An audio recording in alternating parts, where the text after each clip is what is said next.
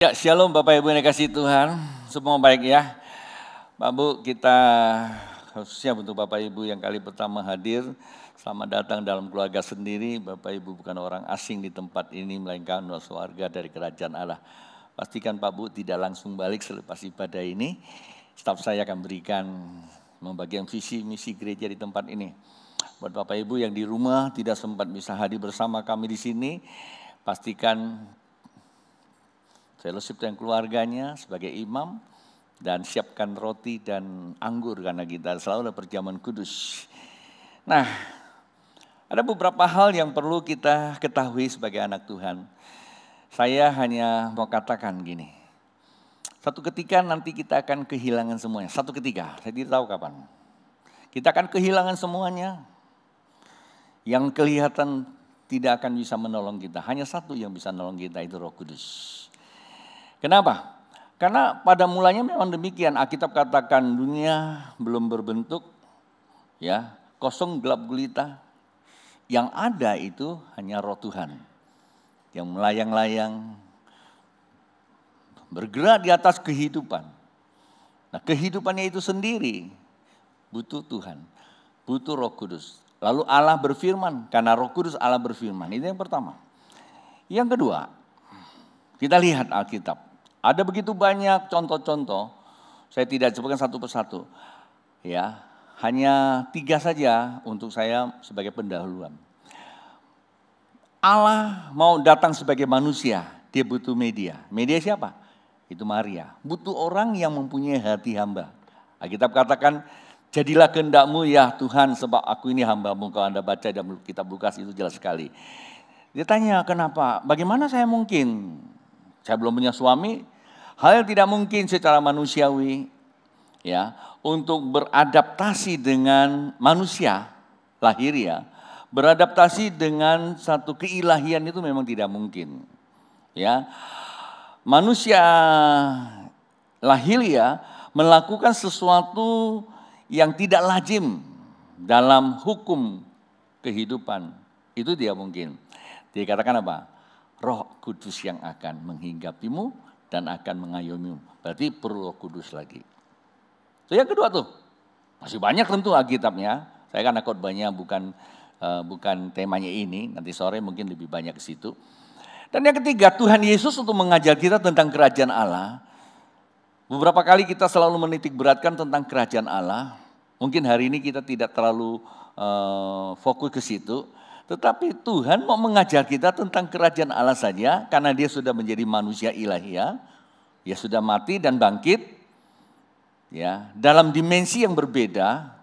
Alkitab katakan ada 2 dunia sebenarnya, karena kita semuanya nanti akan tinggal di dunia yang lain, ya. Karena saya lebih percaya pada Alkitab. Jadi Alkitab adalah kebenaran yang hidup, rujukan buat kehidupan kita. Pegangan saya itu. Walaupun dunia sains banyak berbicara sana sini, kita tidak mengharamkan karena itu penting. Tetapi pada saat waktu kita belajar tentang sains, maka mari mindset kita, kesadaran kita pada Alkitab. Wah, itu indah sekali. Artinya dunia sedang menikmati, ya, dunia terbuka, dunia mengalaminya. Walaupun dunia tidak mengakui Tuhan secara absolut dan mereka hanya mengakui Tuhan mungkin dalam pengajaran keagamaan tok, ya, walaupun ya kita juga tidak bisa menghakimi, tapi ada yang seperti itu. Kalau tanya Tuhan ada. Tapi kalau kita lihat bahasanya kayaknya Tuhannya itu cuma hanya pada saat di gereja atau di tempat-tempat suci, tapi di dalam sainsnya dia berkutak-katik kepada kemampuannya saja. It's okay, tidak masalah. Tapi buat saya sebagai hamba Tuhan, ya, berlatar belakang dengan berbagai ilmu yang saya juga pelajari, tetapi ketika kita dipenuhi dengan ilmu teologi yang benar, yang kita mau baca, yang pertolongan Roh Kudus, sekali lagi, pertolongan Roh Kudus kita mengerti, sehingga kita mendapatkan banyak dari para sains, ya, para ilmuwan.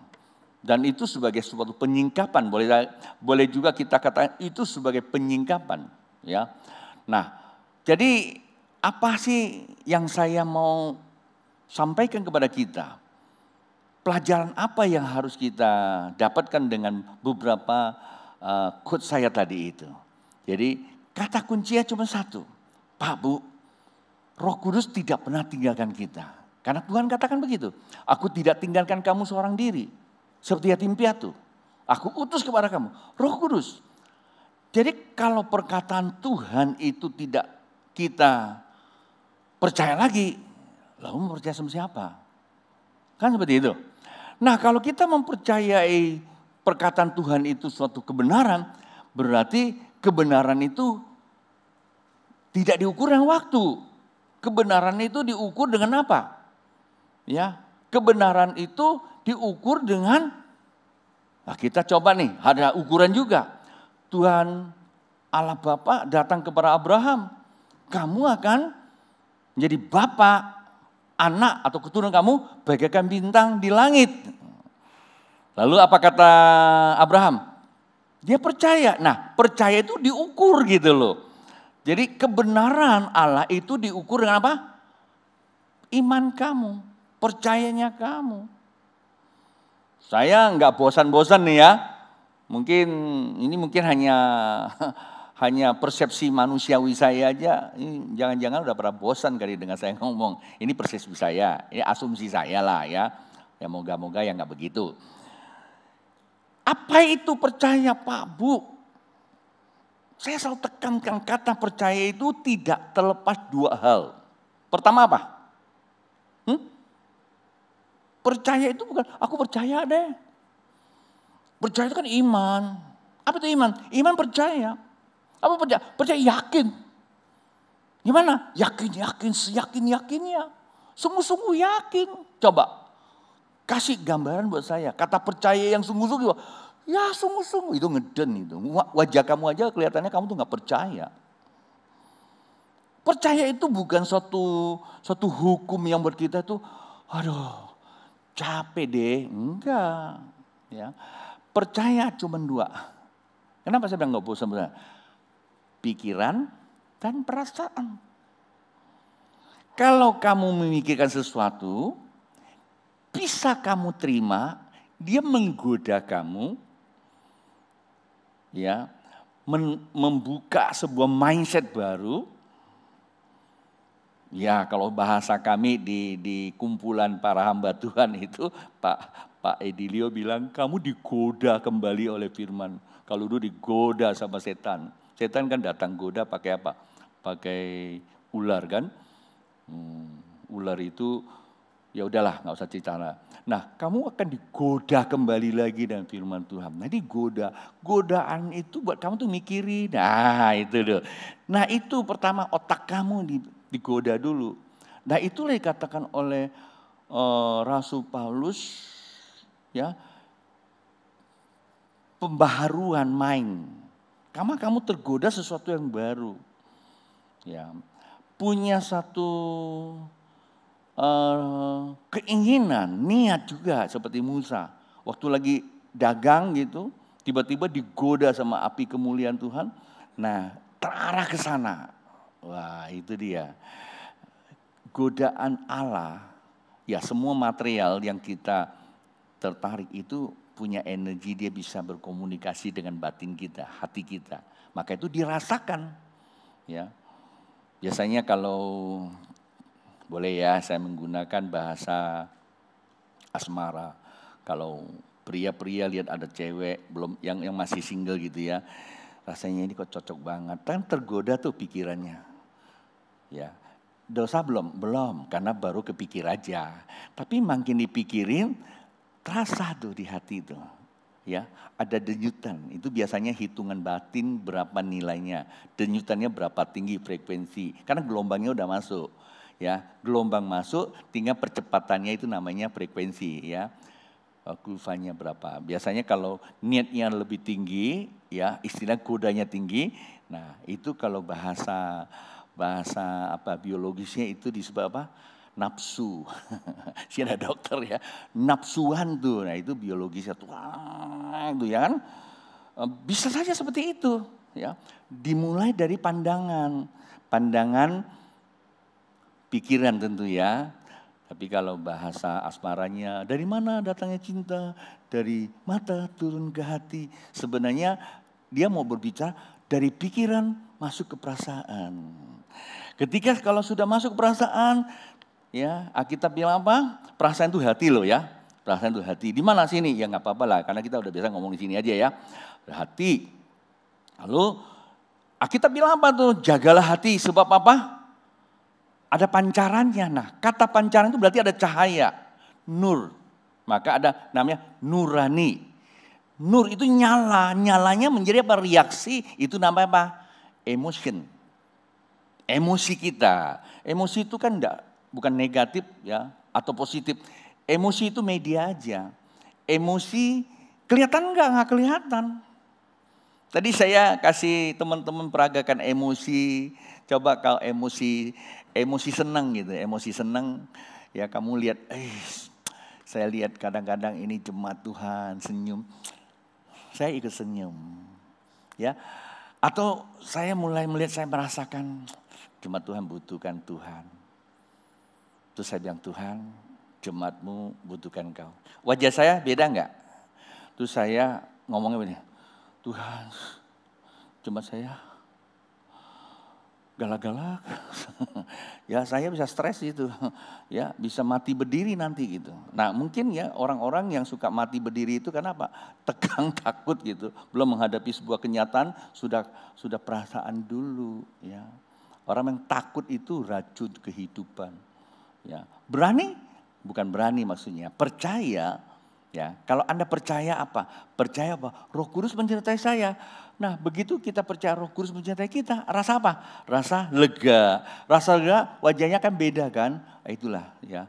Nah, saran saya itu, ya tiap hari, tiap detik ngomong sama Roh Kudus, semat. Kalau di gereja kita namanya apa? Semat. Saya mengikuti arahan Roh Tuhan. Jadi konsepnya apa? Pikirin, rasakan. Ya mau duduk, ya rasakan. Roh Kudus, terima kasih. Fokus. Ngomong sama Roh Kudus, hari ini saya mau belajar. Jangan ngomong gini, masa bodoh apa yang diajari, yang penting gua taat sama Roh Kudus. Jangan. Ya, kata bodohnya itu ada hukum sendiri itu ya. Anda mungkin perasaan udah bagus, tapi perkataan kamu pasti akan mengalami sebuah konsekuensi juga. Maksudnya ngomong, Roh Kudus terima kasih, hari ini saya mau belajar, pasti Tuhan lagi bicara sama saya. Ya barangkali yang ngomong belum cukup pas, nggak apa-apa. Tiba-tiba jalan kesandung sama itu apa? Sama kursi, ya. Begitu sambung ke kursi, Anda teriak, aduh, gitu betul. Angkat, Anda ngerti, oh iya ya Tuhan ngomong sama saya. Bisa saja, sakit itu memang gak enak, tetapi kan ada maknanya kalau hati kita peka, ngerti gak? Di segala tempat, saran saya hanya begitu dulu ya, baru kita mulai masuk firman Tuhan. Karena ini harus saya ulang-ulangi. Hari ini firman Tuhan apa yang kita mau belajar? Oke ya, supaya saya bisa sharekan firman Tuhan hari ini buat kita. Saya buka semua dulu. Ini kitab Galatia.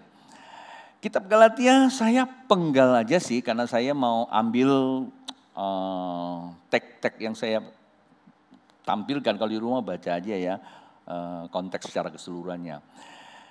17 saya bacakan buat Bapak Ibu. Maksudku ialah, perhatikan, maksudku ialah kata Rasul Paulus, janji yang sebelumnya telah disahkan Allah, itu di mana? Di Taman Eden ya. Tidak dapat dibatalkan oleh hukum Taurat. Berarti hukum Taurat atau Yesus tidak membatalkan hukum Allah yang pertama di Taman Eden. Pelan-pelan saya katakan. Yang baru terbit 430 tahun kemudian. Karena memang betul ya, hukum Taurat itu setelah 400 tahun kemudian. Sehingga janji itu hilang kekuatannya. Ini ungkapannya. 18 berkata, sebab jikalau apa yang ditentukan Allah berasal dari hukum Taurat, maksudnya ini, ya ini dalam sebuah dialognya begini narasinya.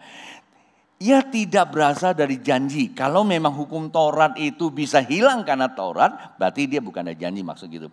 Tetapi justru, nah ini dia pendegakan. Tetapi justru oleh janji Allah yang ada di dalam Taman Eden telah menganugerahkan kasih karunia kepada Abraham. Janji hakiki yang gak bisa dibatalkan. Tetapi memang janji tersebut dilanggar oleh manusia. Ya, janji itu tadi Taman Eden ada pelanggaran. Sehingga menimbulkan konsekuensi-konsekuensi sana tentunya. Nggak tahu. Hukum Taurat yang memberitahu pada kita. Oke, saya lanjut lagi di ayat 28-nya. 27, karena ini lompat nih. Kemana kamu semua ya? Karena kamu semua yang dibaptis dalam Kristus telah mengenakan Kristus. Karena saya mau ketemu konteksnya, saya ambil di sini aja. Dalam hal ini tidak ada orang Yahudi atau orang Yunani. Tidak ada hamba atau orang merdeka. Tidak ada laki-laki atau perempuan. Ini memang ayat ini banyak disalahgunakan nih di beberapa negara liberal. Nggak ada laki, nggak ada perempuan, semua sama. Jadi lapar. Laki perempuan katanya ya, saya nggak boleh begitu. lapar. Karena kamu semua adalah satu di dalam Kristus, itu maksudnya ini ya, satu dalam Kristus, bukan menghilangkan identitas pria atau wanita lalu orang bisa aja mengganti status gitu ya. Ini kalau mau dengar kesaksian Pak Yonatan ya, itu bagus sekali itu hamba Tuhan, saya sangat diberkati, inspirasi sekali buat anak-anak muda yang suka punya alasan macam-macam gitu ya. Anak-anak muda bukan sini, maksud saya sana sini gitu loh. Dan jikalau kamu adalah milik Kristus, maka kamu juga adalah keturunan Abraham dan berhak menerima janji-janji. Nah Pak Bu, kita sharekan aja karena saya ambil ini. Saya mau bicara apa sih di sini? Topik hari ini hukum perjanjian Allah. Ya, hukum perjanjian Allah itu dikatakan apa?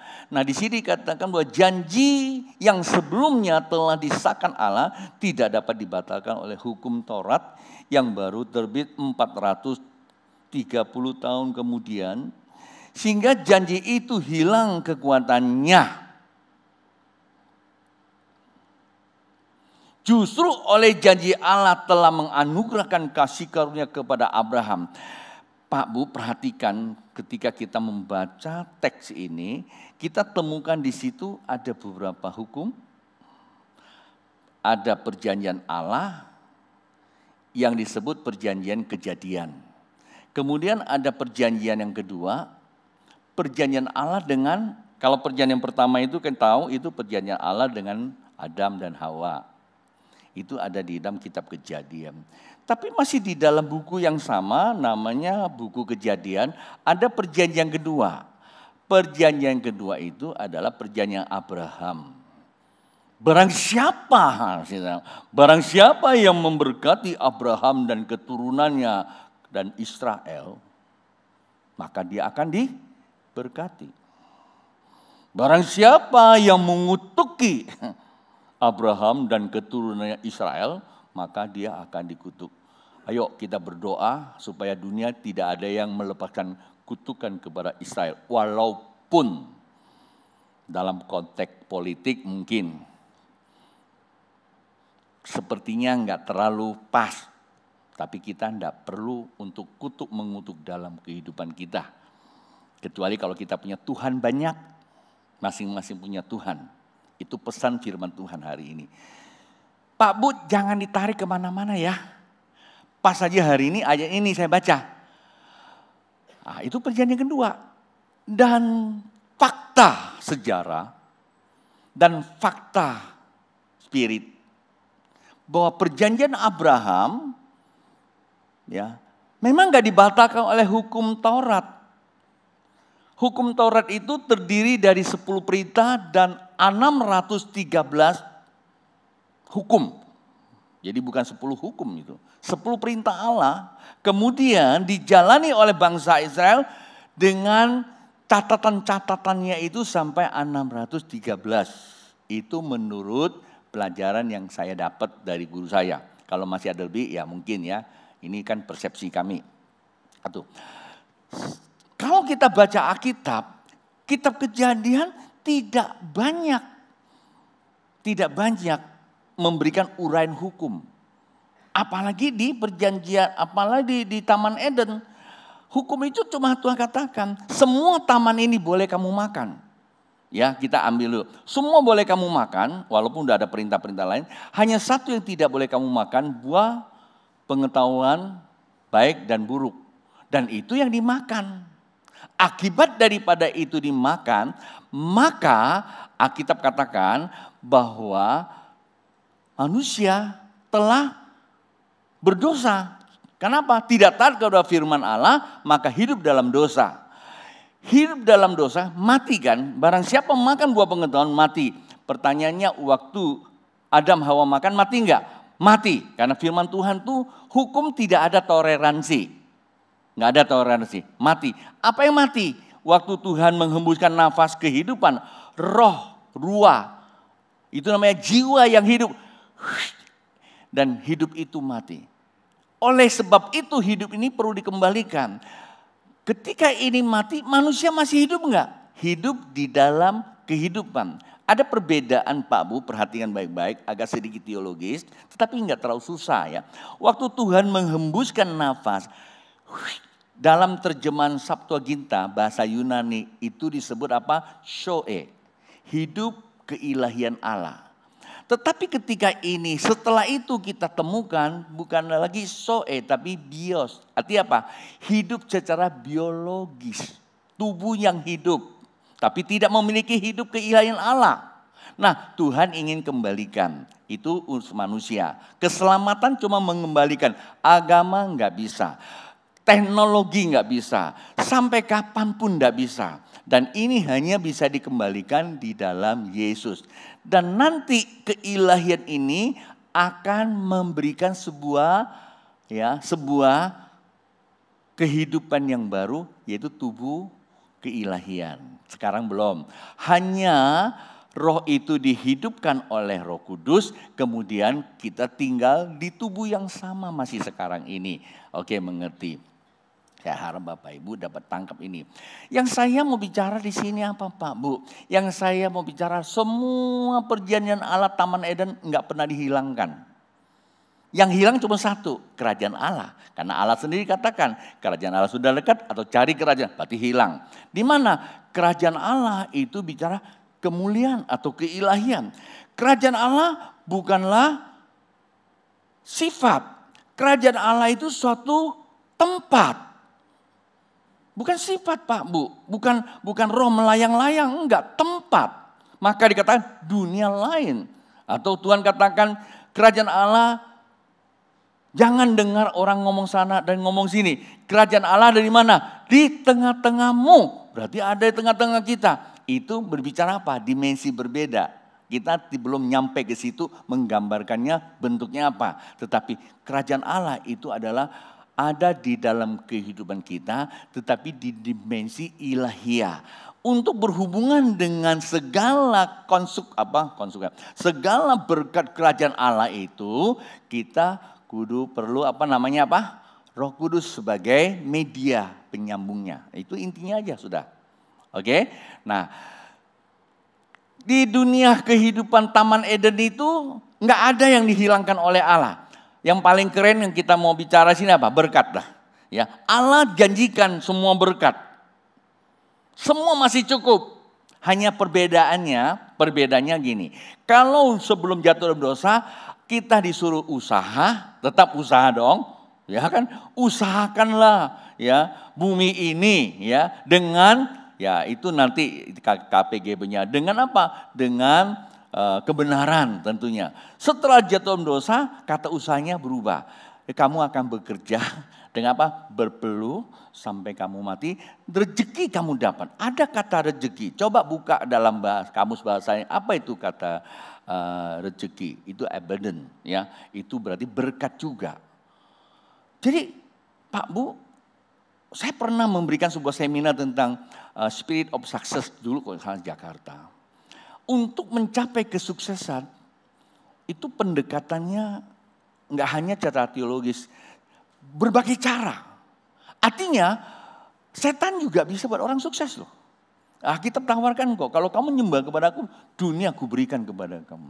Jadi kalau sekedar jadi orang kaya, sukses, punya semuanya, nggak perlu jadi orang Kristen Pak Bu. Terus dari mana itu? Ya memang ini perjanjian Tuhan kok. Kerja keras pasti bisa. Ada namanya apa? Speak. Perkataan-perkataan yang bisa mengubah mindset kita. Contoh kemarin kesaksian seorang ustadz itu bagus. Karena di media TV ya saya ngomong terang-terangan juga. Namanya apa? Yusuf Mansur ya. Ya betul ya. Yusuf Mansur. Buka aja di TV kemarin dia bersaksi. Tahun 99 dia punya apa-apa loh. Dia masih dagang es mambo di pasar katanya. Nah ketika waktu ada khotbah di televisi, Gilbert itu, barang siapa yang memerlukan, katakanlah memerlukan Tuhan, aku berdoa, kamu pasti akan sukses. Dia bilang ini orang gile juga, tapi ya karena dia mau pengen kaya, diarahkan tangan. Karena itu, arahkan tangan di TV, tapi berdoa, diarahkan tangan. Setelah diarahkan tangan, didoakan. Tahu di berapa? Hanya 2 tahun kemudian dia udah punya kampus. Buka kampus sendiri. Saya nggak tahu hartanya sekarang berapa banyak. Intinya 99 dengan sampai hari ini kurun waktu kurang lebih 20 tahunan. Hartanya Tuhan berkati sudah luar biasa. Udah percaya Yesus belum? Nggak usah bicara soal agama dulu. Ya, saya nggak mau bicara sana. Saya cuma katakan bahwa kalau Anda kena gitu ya, kena ada stigma siapa saja, entah itu motivator, entah itu dukun, entah itu setan sendiri, entah itu pendeta, entah itu ustadz, entah itu romo, siapa saja. Karena semua itu adalah suatu pribadi, ketika ada perkataan yang bisa membawa kamu berubah mindset, kamu kerja seperti kata kitab, bekerjalah dengan konsisten sampai kembali ke tanah lagi. Kata kitab, pasti bisa sukses. Siapa yang mau kaya, sukses, sudah berpuluh, sampai mati masuk tanah, lambaikan tangan, saya akan berdoa. Ini janji Tuhan. Wah, rohani sekali nih yang mau. Nah, itu yang pertama. Dan ini nggak dibatalkan di dalam hukum Taurat, Pak Bu, nggak dibatalkan. Nggak dibatalkan. Cuman ada perjanjian. Maka itu dikatakan di sini perjanjian Allah, yaitu pertama itu perjanjian kejadian, nggak dibatalkan. Nah ini perjanjian Abraham, ini beda lagi. Perjanjian Abraham, sebenarnya perjanjian Abraham ini pada sektor keilahian bukan sektor agama Pak Bu. Karena di dalam konteks kejadian di situ belum ada agama. Belum ada agama. Tetapi memang secara runtutan keturunan Abraham punya anak namanya Ishak dan Yakub. Pada saat waktu Yakub lahir masuk ke tanah ke Mesir, disitulah keluar dari Mesir muncullah agama. Ya, munculnya agama namanya agama Yahudi. Ya, agama Yahudi yang kita kenal itu. Itu Keluaran. Kitab Keluaran itu dengan segala hukum-hukumnya itu agama muncul. Tapi perjanjian Tuhan kepada Abraham sebenarnya bukan hanya kepada turunan Abraham pada bangsa Israel. Tetapi dia barang siapa memberkati Abraham, maka kepada dia diberkati. Dan ini perjanjiannya menjadi perjanjian global. Perjanjian ini merupakan perjanjian Allah melalui Abraham sebagai medianya untuk semua makhluk di bumi ini. Semua makhluk tentunya. Dan ini pernah didoakan oleh siapa? Salomo. Pada saat Salomo membangun bait Allah, kemuliaan Allah turun di situ merepresentasikan kemuliaan yang pernah ada di Taman Eden yang hilang itu. Karena kemuliaannya sama. Lalu apa? Salomo berdoa, ya Abah, ya Bapak. Barang siapa datang ke tempat ini, naik haji namanya, ya, naik ke rumah Tuhan, ya, itu tanah suci itu, ya, itu di situ. Barang siapa datang ke tempat itu, di sini, barang siapa yang kiblatnya ke sini berdoa, maka engkau Allahku dari sorga melihat dan menjawab doanya. Artinya Salomo tahu bahwa ada perjanjian abadi Allah dengan makhluk yang ada di bumi ini. Maka itu jangan disekat sama agama dulu. Oke? Nah, itulah sebabnya saya katakan ini perjanjian Abraham. Kalau ini perjanjian Taurat. Perjanjian Taurat ini hanya perjanjian khusus kepada bangsa Israel. Memang tidak bisa dijalankan oleh bangsa Israel sendiri, itu yang pertama. Nggak ada urusan sama kita sih sebenarnya. Mereka nggak mampu jalankan. Tetapi itulah sebabnya Allah datang sebagai manusia. Lahir secara manusia untuk menggenapi tuntutan hukum Taurat. Karena perjanjian Allah yang dilanggar oleh manusia, di dalam kitab Kejadian memang tidak diuraikan hukum-hukum apa, maka setelah sekian ribu tahun kemudian ditulis ada di hukum Taurat. Saya juga kadang-kadang lagi mikir gini nih, ini kan ada waktu untuk jelasin buat Bapak Ibu, keren banget loh. Seorang Musa ya bisa kembali ke masa lalu untuk nulis itu. Saya pernah bertanya sama guru saya, ini apakah ada runtutan tulisan batu-batu gitu, itu namanya ketubim gitu. Enggak. Dan ini benar-benar adalah sebuah pewahyuan Allah, langsung dia menulis itu. Berarti Abraham sempat kembali ke 4.000 tahun lalu ya, 3.000 tahun lalu. Ya, sebelum itu kan, berapa ribu tahun lalu dia sempat kembali itu. Secara apa? Ya saya juga tahu secara apa, minimal roh jiwanya di sana. Mungkin tubuhnya enggak. Ya, udah di sana. Dia mencatat semuanya itu, Pak Bu. Sehingga dia membuat hukum-hukum untuk bangsa Israel harus dijalankan. Harus dijalankan bangsa Israel. Jikalau tidak dijalankan, maka akan ada konsekuensinya, Pak Bu. Artinya gini. Perjanjian lama, Kejadian itu memang tidak dibatalkan, tetapi menjadi hukum Taurat menjadi representasi hukum di perjanjian Kejadian. Memang hukum Taurat tidak membatalkan, oke? Ya. Hukum Taurat tidak membatalkan. Hukum Taurat adalah hukum agama Yahudi, tetapi hukum agama Yahudi ini juga ya, jadi bukan mundur dia, mengcover juga perjanjian lama Kejadian sebagai konsekuensi hukum. Paham ya? Apapun yang kamu lakukan di kitab Kejadian, memang situ tidak ada tulisan tentang hukum apa, ya, sedikit sekali. Tetapi semua sudah dideskripsikan di dalam hukum Taurat. Artinya tak satu manusia pun yang sanggup menjalankan hukum Taurat. Maka muncullah hukum yang satu ini, namanya perjanjian Kristus. Ketika munculnya perjanjian Kristus, maka saat itulah jam khotbah saya pun sudah selesai. Oleh sebab itu kita perlu tundukkan kepala berdoa. Kalau masih ada waktu minggu depan kita share kembali. Kalau Yesus belum datang. Kalau tidak ada waktu, ya puji Tuhan saja. Saudara dan saya pasti diselamatkan. Karena nama Yesus juru selamat kita. Haleluya.